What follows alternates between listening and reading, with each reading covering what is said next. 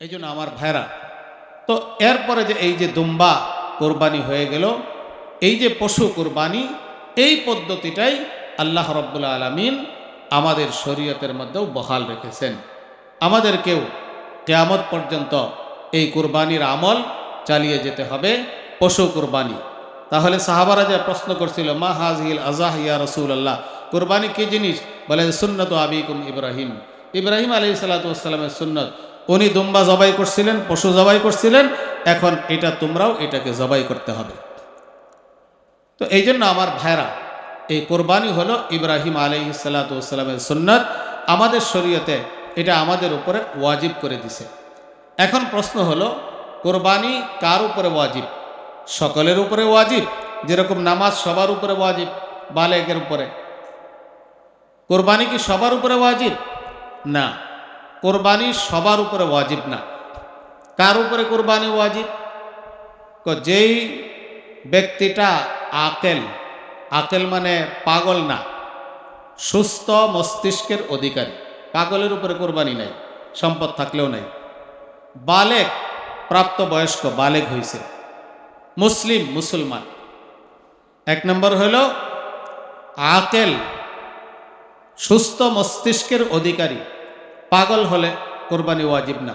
দুই নম্বর হলো বালেগ, নাবালেগের উপরে কোরবানি ওয়াজিব না। অনেক নাবালেগের মা সম্পদ আছে, বাবা মারাই গেছে, সে সম্পদের মালিক হয়ে গেছে, অথবা দাদি নানি অমুকে গিফট হাদিয়া দিছে, দেখা যায় নেশাব পরিমাণ মাল নাবালেগের হয়ে গেছে, তার উপরে কোরবানি ওয়াজিব না, নাবালেগের উপরে। তো নাবালেগের উপরে কোরবানি নেই, এবং সেটা মুসলমান হইতে হবে, চাই পুরুষ হোক চাই মহিলা হোক, এবং মুকিম হইতে হবে, মুসাফির না। যদি সে মুসাফির অর্থাৎ 48 মাইল 78 কিলোমিটার পর্যন্ত সফরের নিয়ত করে নিজের এলাকা থেকে চলে যায়, সে হলো মুসাফির, ওই মুসাফিরের উপরেও কোরবানি ওয়াজিব না। তাহলে একজন আকেল বালেগ মুসলমান নর নারী এবং সে মুকিম এলাকাতে থাকে, মুসাফির না, তার কাছে যদি জিলহজ মাসের 10 তারিখের ফজরের নামাজের পর থেকে নিয়ে 10, 11, 12 তারিখ সূর্য ওঠার আগ পর্যন্ত নেশাব পরিমাণ মাল থাকে, তাহলেই তার উপরে কোরবানি ওয়াজিব। জিলহজ মাসের 10 তারিখে ফজরের পর থেকে নিয়ে 12 তারিখ সূর্য অস্ত পর্যন্ত এই 3 দিনের মধ্যে যদি নেশাব পরিমাণ মাল তার কাছে যদি থাকে, তাহলেই তার উপরে কোরবানি ওয়াজিব। জাকাতের নেশাব আর কোরবানির নেশাব এর মধ্যে একটু ব্যবধান আছে। জাকাতের নেশাব পরিমাণ মালের মালিক হওয়ার 1 বছর পূর্ণ হলে তারপরে আপনার উপরে জাকাত ফরজ, আর 1 বছর যদি পূর্ণ না হয় তাহলে আপনার উপরে জাকাত ফরজ না। কিন্তু এই জিলহজের 10, 11, 12 এই 3 দিনের মধ্যে যদি আপনি মালিক হয়ে যান, 1 বছর পূর্ণ হওয়া জরুরি নেই। 10 তারিখে আপনি একেবারে শূন্য ছিলেন, টাকা ছিল না, 11 তারিখে কোথা থেকে কিছু টাকা চলে আসলো, নেশাব পরিমাণ মাল চলে আসলো, তাহলে 11 তারিখেই আপনাকে কোরবানি দিতে হবে। তো এই ব্যক্তির উপরে কোরবানি ওয়াজিব, চাই সোনা দানা হোক, গয়না গাটি অলংকার ইত্যাদি, এবং প্রয়োজনের অতিরিক্ত আসবাবপত্র, এগুলোও কোরবানির নিসাবের মধ্যে এরকম গ্রহণযোগ্য গণনা করতে হবে। একটা বাড়ি আছে, আরেকটা বাড়ি এমনি পড়ে রয়েছে, আপনার প্রয়োজনে ব্যবহার হয় না, ওই বাড়িও হিসাবে আসবে। এমন জমি পড়ে রয়েছে যেটা আবাদ হয় না, খোরাকির কাজে আসে না, বসবাসের কাজে আসে না, সেটাও এর অন্তর্ভুক্ত হবে। যাই হোক, আরও বিস্তারিত আলোচনা আছে, এটা আপনারা জেনে নেবেন। তো এই ধরনের ব্যক্তির উপরে কোরবানি করা ওয়াজিব। কোন ধরনের পশু কোরবানি করবে, এই ব্যাপারে উট, গরু, মহিষ, ভেড়া, দুম্বা, বকরি, ছাগল, এই কয়েকটা জিনিস কোরবানি করতে পারবে। উট, গরু, মহিষ, ভেড়া, দুম্বা, ছাগল, বকরি, এগুলো কোরবানি করতে পারবে। আর জঙ্গলের হরিণ আছে, কোরবানি করা যাবে না, জায়েজ হবে না। জঙ্গলের বন্য গরু আছে, গাভী আছে, নীলগাই আছে, এগুলোকে দ্বারা কোরবানি করলে কোরবানি হবে না।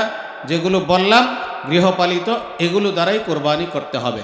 আর এগুলোর নর এবং মাদা যেটা ইচ্ছা সেটাই আপনি কোরবানি করতে পারেন, কোনো সমস্যা নাই, কোরবানি দিতে পারবে। এই তো ছিল কোরবানির পশুর বিবরণ। বয়সের বিবরণ, যদি আপনি উট কোরবানি দেন তাহলে 5 বছর বয়স হতে হবে কমপক্ষে। একদিন 1 ঘন্টাও যদি কম হয় তাহলে এর দ্বারা কোরবানি বিশুদ্ধ হবে না। আর গরু মহিষের ক্ষেত্রে 2 বছর হতে হবে, দাঁত উঠুক বা না উঠুক ওইটা বিষয় না, বছর পূর্ণ হলেই হবে। অনেকেই দাঁত দেখে দাঁত সরত না, 2 বছর যদি পূর্ণ হয়ে যায়, দাঁত যদি না উঠে তাহলেও কোরবানি করতে পারবে, কোনো সমস্যা নাই। তো 2 বছর পূর্ণ হইতে হবে। আর ভেড়া, দুম্বা, ছাগলের ক্ষেত্রে 1 বছর পূর্ণ হতে হবে। 1 বছর যদি পূর্ণ হয় তাহলে তাকে এরকমভাবে কোরবানি দেওয়া যাবে। তবে ভেড়া আর দুম্বা, ছাগল না, ভেড়া আর দুম্বা এই দুইটা যদি 1 বছর পূর্ণ না হয়, তবে 6 মাসের বেশি হয়েছে, হৃষ্টপুষ্ট আছে, দেখতে 1 বছরের মতো লাগে, তাহলেও এই ভেড়া আর দুম্বা দ্বারা কোরবানি করা চলবে। কিন্তু ছাগল 1 বছরের কম হলে চলবে না, যত বড়ই স্বাস্থ্যবান হোক, 1 বছর পূর্ণ হতে হবে। এখন একটা প্রশ্ন জাগে, আমরা তো এই বাজার থেকে ছাগল, গরু, মহিষ, উট ক্রয় করি, তো এটা তো মালিকে জানে বয়স হয়েছে কিনা। সে যদি মিথ্যা কথা বলে, তো এই ক্ষেত্রে হাদিসের ভাষ্য, কোরআন হাদিসের ফতোয়া হলো যে বিক্রেতা, যে মালিক পশু যে বিক্রি করতেছে, তার কথা গ্রহণযোগ্য হবে। সে যদি লুকায় সেটা আল্লাহ পাক দেখবে, আমি সেটার দায় দায়িত্ব না। তার কথার গ্রহণযোগ্য, সে বলছে গরুটা 2 বছর হয়েছে, আর আমার চোখে দেখাও লাগে যে 2 বছরের মতোই লাগে, চোখেও দেখা যায়, এরকম অনুভব হয়, আর বয়সও 2 বছর মনে হয়। আর এই বিক্রেতা যদি বলে থাকে তাহলে তার কথার উপরেই ভরসা করে আমি কোরবানি করে দিব। যদি কমও থাকে আল্লাহ পাক আমার কোরবানি কবুল করে নেবেন, কারণ এই বিষয়টা সকলের জানা কিনা সম্ভব না। এই জন্য এই কোরবানির পশুর বয়স এটা হতে হবে। আচ্ছা, কোনো ব্যক্তি কোরবানির দিনগুলোতে কোরবানি করতে পারলো না, কথার কথা এই 3 দিনের মধ্যে তার বড় ধরনের একটা দুর্ঘটনা হয়ে গেল, ছেলে বা বাবা অ্যাক্সিডেন্ট হয়ে গেছে, হাসপাতালে থাকে না এই ধরনের, তো সে কোরবানি করতে পারলো না, তাহলে সে কি করবে? যদি কোরবানির দিনগুলোতে কোরবানি করতে না পারে তাহলে কি করবে? যদি পশু ক্রয় করে থাকে তাহলে এই পশুটা জীবিত সদকা করে দিতে হবে, গরিব দুঃখীদেরকে দান করে দিতে হবে। এটা আর নিজে খাওয়া যাবে না। 3 দিনের মধ্যে করলে কোরবানি হতো, কোরবানির গোশত নিজে খাওয়া যায়, কিন্তু যদি 3 দিনের পরে হয়ে যায় তাহলে সেটা ক্রয় করে থাকলে জীবিত সদকা করতে হবে। আর যদি ঝামেলার কারণে ক্রয় করতে পারেন নাই, তাহলে যে টাকা দিয়ে কোরবানি ক্রয় করতেন ওই টাকাটা সদকা করে দিতে হবে, এটাও মনে রাখতে হবে। আরেকটু কিছু মাসলা, জরুরি মাসলা, সেটা হলো জবাইয়ের ক্ষেত্রে যিনি জবাই করবে তো বিসমিল্লাহ বলতে হবে তাকে। অনেক সময় জবাইয়ের ক্ষেত্রে একাধিক ব্যক্তি শরিক হয়। কথার কথা, ইমাম সাহেব জবাই করতেছে, তো ইমাম সাহেব জবাই করার পরে অনেক সময় কসাই থাকে, হুজুর দেন বাকিটা আমি করি, তো সে নিয়ে ওই বাকিটারে সে সম্পূর্ণ করে কসাই। তো ওই সময় কসাইকেও বিসমিল্লাহ পড়তে হবে, কেন 2 ব্যক্তি জবাইয়ে অংশগ্রহণ করেছে। এখন এই 2 ব্যক্তি যদি জবাইয়ে অংশগ্রহণ করলো, হুজুর তো বিসমিল্লাহ আল্লাহু আকবার বলে শুরু করলেন, কিন্তু কসাই যখন ধরছে তখন সে বিসমিল্লাহ বলে নাই, তাহলে এই জবাই বৈধ হবে, এটা খাওয়া হালালই হবে না, কোরবানি তো দূরের কথা। এই জন্য জবাই করার ক্ষেত্রে আপনারা এই ব্যাপারে সতর্ক থাকবেন।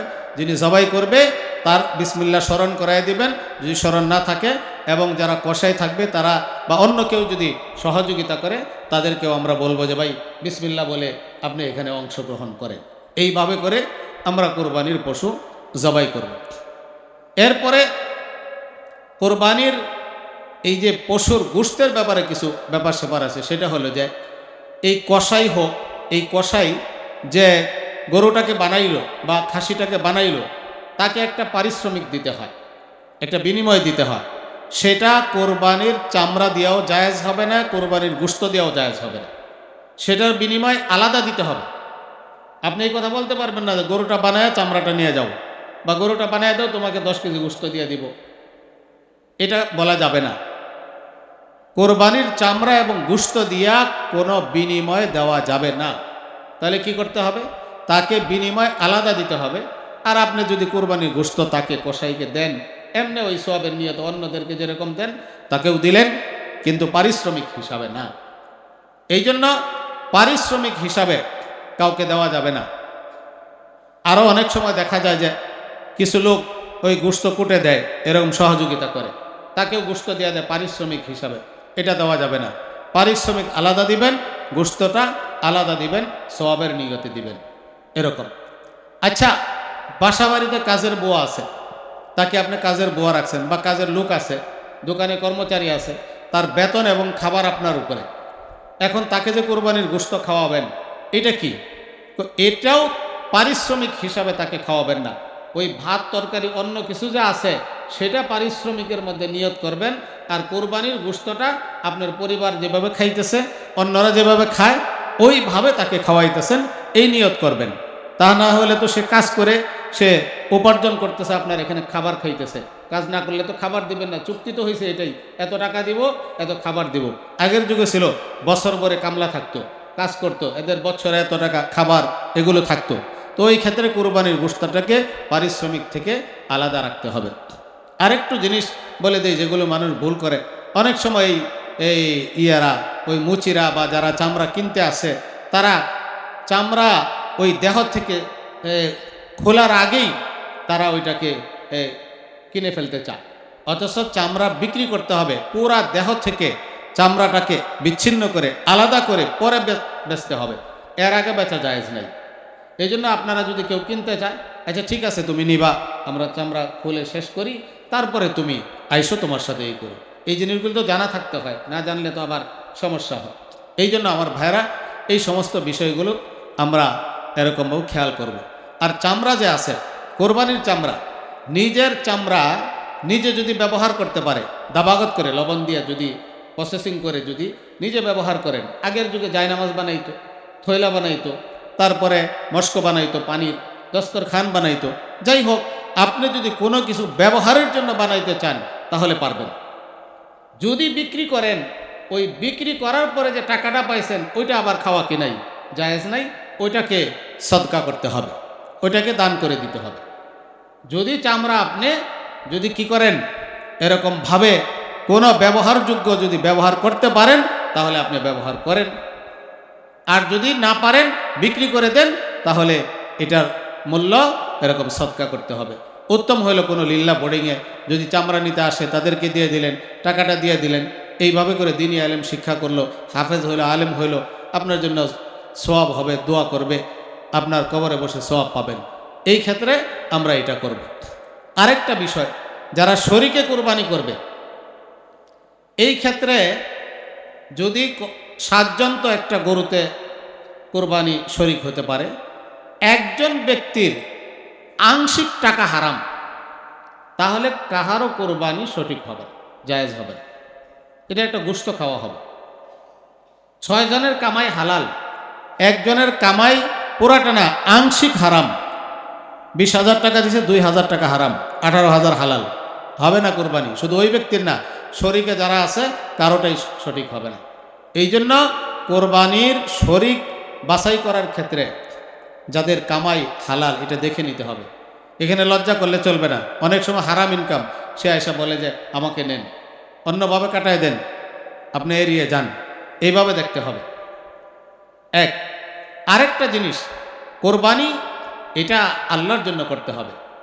লা ইয়ানালুল্লাহা লুহুমুহা ওয়ালা দিমাউহা ওয়ালাকিন ইয়ানালুহুত তাকওয়া মিনকুম। আল্লাহ বলছেন যে আল্লাহর কাছে গোশত পৌঁছে না, রক্ত, মাংস, হাড্ডি, চর্বি কোনোটাই আল্লাহর কাছে পৌঁছে না। তবে তোমার দিলের যে নিয়ত, তুমি যে আল্লাহর জন্য কোরবানি করলা, এই বিষয়টা আল্লাহর কাছে পৌঁছে যায়। এমনকি রক্তটা জমিনে পড়ার আগেই আল্লাহর দরবারে কবুল হয়ে যায় যদি তাকওয়া থাকে ভিতরে, আল্লাহর জন্য কোরবানি করা হয়। বহু মানুষের কোরবানি হয় না কেন? আল্লাহর জন্য করে না। অনেকেই তো সুনামের জন্য করে, বড় গরু নিয়ে আসে, এরকম মালা পরায় পুরা এলাকায় ঘোরায়, কত টাকা দিয়ে নিয়ে আসো, এত টাকা দেয়া। মনের ভিতরে এই চাহিদা থাকে, সবাই বলবে অমুকের গরুটা এই এলাকার সবচেয়ে দামি। তো ওই যে সুনামের জন্য করছেন, ওইটাই পাইছেন। এই কোরবানি আল্লাহর দরবারে কবুল হবে না। আর অনেকেই গোশত খাওয়ার নিয়তে কোরবানি করে, যে যদি এরকমভাবে কোরবানি না করি ছেলেমেয়েরা কই যাইব, গরু গোশতের যে দাম কে দিবে না দিবে, জামাই জোড়া আছে, না দিলে কেমনে কি চলে, এই জন্য কোরবানি দিতেছে। অথচ এটা না। আরে কোরবানি তো আল্লাহর জন্য দিব, গোশত তো আল্লাহ আগেই ঘোষণা দিয়েছেন, আপনিই খাবেন। আপনি বছর বইরা খান না, সমস্যা নেই। ইসলামের প্রথম যুগে ছিল 3 দিনের বেশি রাখা নিষেধ। এখন আপনি যদি কাউকে নাও দেন, 1 বছর বইরা যদি খান, এটাও জায়েজ আছে আপনার জন্য, না জায়েজ না, বাকি উত্তম না আর কি, না জায়েজ না। তা আপনি খাইতে থাকেন, সমস্যা নাই। কিন্তু আল্লাহ যেহেতু আগেই ঘোষণা করে দেন গোশত আপনি খাবেন, তো গোশত খাবার নিয়ত করবেন কেন? আপনি আল্লাহকে রাজি খুশি করার নিয়ত করেন, নিয়ত শুধরায় নেন, সংশোধন করে নেন। এই জন্য যারা শরীকে কোরবানি করবে তারা একসাথে বসেন, বসার পরে বলেন যে দেখেন, আসলে কারো নিয়ত যদি লোক দেখানো হয় বা এরকম গোশত খাওয়ার জন্য হয়, তাহলে তো আমাদের কারোটাই, একজনে গোশত খাওয়ার নিয়ত করছে কোরবানি, আর বাকি 6 জনে কি করছে? আল্লাহর জন্য করছে, কারোটা হবে। এই জন্য সবাই বসে সবাই নিয়ত সংশোধন করে নিই, আল্লাহর জন্য করব, মুমিন আল্লাহর জন্য করবে। আরেকটা কথা হলো, কোরবানি করার পরে হিসাব কিতাব করবেন না। অনেকে হিসাব কিতাব করে, কত কেজি গোশত হইল, কত টাকা পড়লো, একটু বেশি হইলে ভালো, অনেক লাভ হয়েছে, আবার একটু কম হইলে না, গোশতের দাম এরকম, এমনি তো স্বাভাবিক 750, এখন তো 1000-1200 পড়ে গেছে, লস হয়ে গেছে। এই লাভ লস দেখবেন না, আপনার তো গোশত কত কেজি হয়েছে না হয়েছে এটা দেখার বিষয় না। আপনি একটা বকরি আনেন, জবাই করে দেন, আল্লাহর নামে কোরবানি আদায় হয়ে গেল। কি হইলো না হইলো এটা দেখার বিষয় না, আপনি তো আল্লাহকে রাজি খুশি করার জন্য করতেছেন, অন্য কোনো হিসাব আসবে না। এটা বিরাট বড় লক্ষণীয় বিষয়, দিলের ব্যাপার। দিলের মধ্যে কোনো ধরনের জটিলতা থাকলে এই কোরবানি এবাদত হবে না, এটা শুধু মাংস খাওয়ার, জবাই করা গরু হয়। এই জন্য আমার ভাইরা, এর প্রতি আপনারা লক্ষ্য করবেন। আর বিশেষ করে আরেকটা জিনিস, অনেক সময় মানুষের জিজ্ঞাসা করে, 7 জনে কোরবানি দেয়, ওই হুজুর জবাই করবে যখন সবারই নাম বলতে হবে কিনা? নাম বলতে হবে না। নাম বলতে হবে কেন? আপনি যে যখন থেকে কোরবানির পশু ক্রয় করছেন, নিয়ত করছেন, তখন থেকে আল্লাহ তাআলা অন্তরের খবর জানছে আপনি কোরবানি দিতেছেন। এরকম আল্লাহর কি নাম শোনায় শোনায় বলতে হবে? অনেকে আগে আগে অমুক অমুক 7 জনের নাম বলে তারপরে জবাই করে। কোনো হুজুর যদি নাম শোনা ছাড়া জবাই করে ফেলাইলো, হ্যাঁ হুজুর আমার নাম শুনলো না, আমার কুরবানি হইল না, এমন কোনো কথা না। এটা একটা ভুল ধারণা, আমরা বিভ্রান্তির মধ্যে থাকি। তো যাই হোক, আরও কোরবানির অনেক মাসলা মাসাইল আছে। কারো যদি জানার দরকার হয়, কোরবানির পশু এর লেজ কাটা, শিং কাটা, দুর্বল, এরকমভাবে রোগা, এরকম যেন না হয়। আল্লাহর জন্য যেটা দিবেন, ভালোর জন্য দিবেন। আপনি একজন হাদিয়া যদি কাউকে দেন, তাহলে ভালোটা দিবেন না খারাপটা দিবেন? ভালোটা দিবেন। আপনাকে কেউ যদি হাদিয়া দিতে চায়, তাহলে ভালোটাই আপনি আশা করেন। তো আল্লাহকে আপনি একটা ইবাদত হিসাবে আপনি করবেন, তো ভালোটাই তো আপনি করবেন। এই জন্য ভালো সুন্দর দেখে আপনার কোরবানি করবেন। গোশত যাই হোক, কম বেশ হোক, এটা নিয়ে কোনো সমালোচনা নাই। আল্লাহ যা দিছে দিছে, আমি আল্লাহর জন্য করেছি।